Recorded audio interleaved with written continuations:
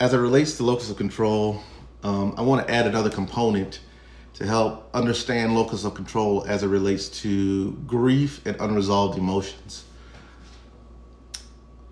In therapy, sometimes individual has a hard time forgiving other people for what has transpired. And a lot of their emotions is locked under the unction of trying to get something out of an individual or a circumstance or even a past circumstance that inevitably they cannot get going forward. And so how does one make peace with having a strong emotion of anger, frustration, or resentment towards a person, an event, or the past that inevitably is out of that person's control as far as the outcome? I think that an individual must first come to grips with, again, locus of control, understanding that sometimes things are not in their control. But a great way to pivot your emotions through the function of awareness is by attempting to link your emotions more towards not what you can't control, but more over towards grief, which is the attempt to accept what is no longer there, or i.e. what you can't control in this circumstance. So when I think of grief as it relates to locus of control, the operative sort of framework is, how do I accept that when something has happened that I'm still emotionally latching onto, I need to go through a process of learning to accept that I cannot get it back, or that it is no longer there, or there's no longer an opportunity for that to be there, or it is no longer relevant for me to have in the moment. With regards to grief, just understanding the basic elements of grief as it relates to the loss of anything. When we think of grief, we automatically think of the loss of a death one in a family, but grief can apply just towards anything. The grief is a loss can be applied, the stages of grief, which there's 5, identified stages of grief, that could apply towards anything. It could be towards the loss of a relationship, the loss of not being able to have an unresolved circumstance solve itself. The need to get something out of a past circumstance that is no longer an option to get there. Like, let's say someone is frustrated because somebody didn't apologize about something that they did to you in the past. There is, if you angle it properly, you can consider that if I cannot get the apology, that maybe I should lean my emotions more towards the stages of grief in order to help me accept what inevitably I cannot change. Again, locus of control, right? Accepting what you cannot control, or understanding what you inevitably cannot control, which is other people and their behavior and their actions, or even the environment. We have no control over that. The 5 stages of grief are as follows: denial, anger, bargaining, depression, and inevitably acceptance. And I think that if we can lean our emotions towards the idea that when we experience something that we want to change but cannot, we go through this process of denial. We think that we can get something that inevitably we can't. That is denial.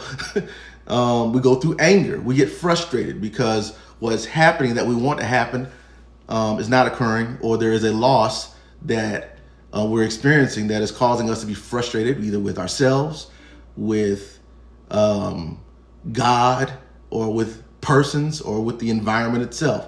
Maybe our situation is what we're angry with, and it's not even applied to a person.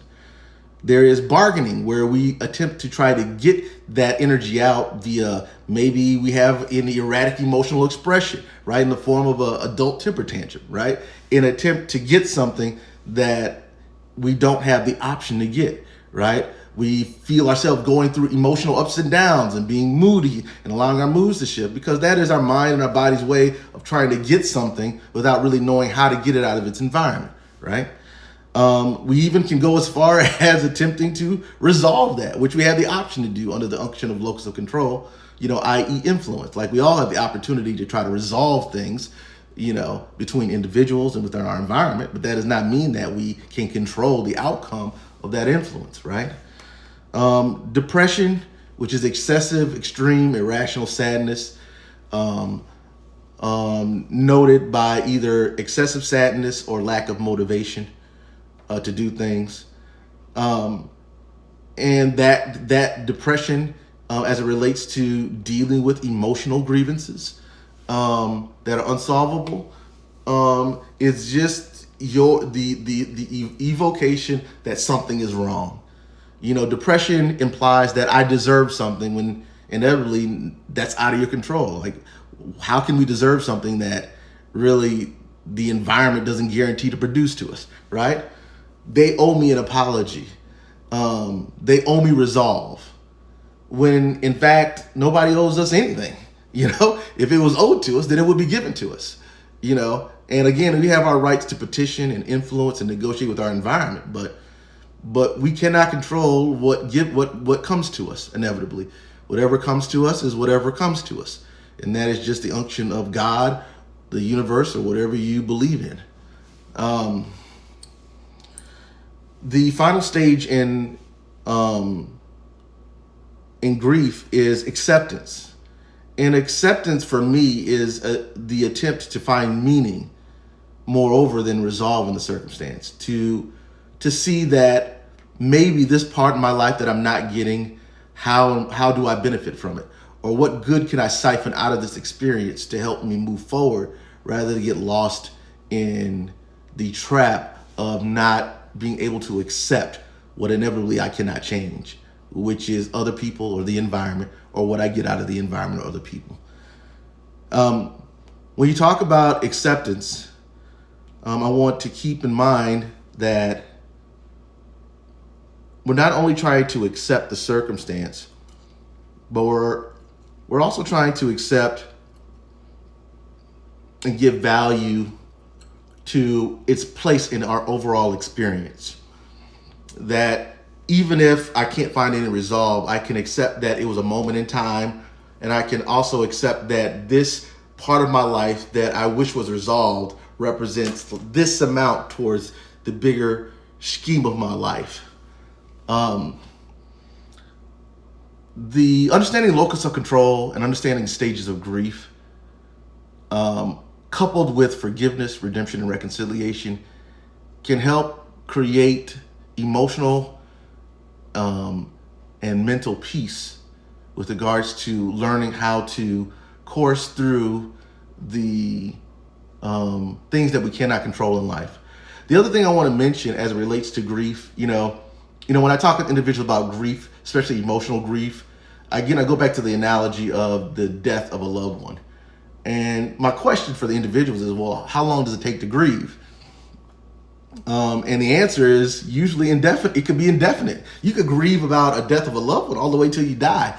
You hope that the impact of grief does not impact you as severe or intense as the initial loss, the initial emotions related to the loss. But grief can last a lifetime.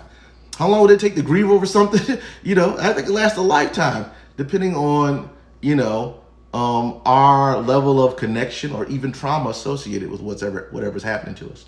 Sometimes people can experience grief and then it can go down, and then something intense that reminds us of it will pop back up and cause us to have those same emotional responses to the environment, and that sometimes people cycle in and out of the stages of grief, and then you never fully get towards full acceptance, but maybe you go through it and get to a point of acceptance, and then maybe you emotionally go back every now and then and go through the cycles of stages in. And it doesn't mean just because there's stages of grief doesn't mean that you go through the stages in successive points. Sometimes you go from anger maybe to depression and then to acceptance, or you go from acceptance again and then maybe you go back and forth between anger and depression. It just depends.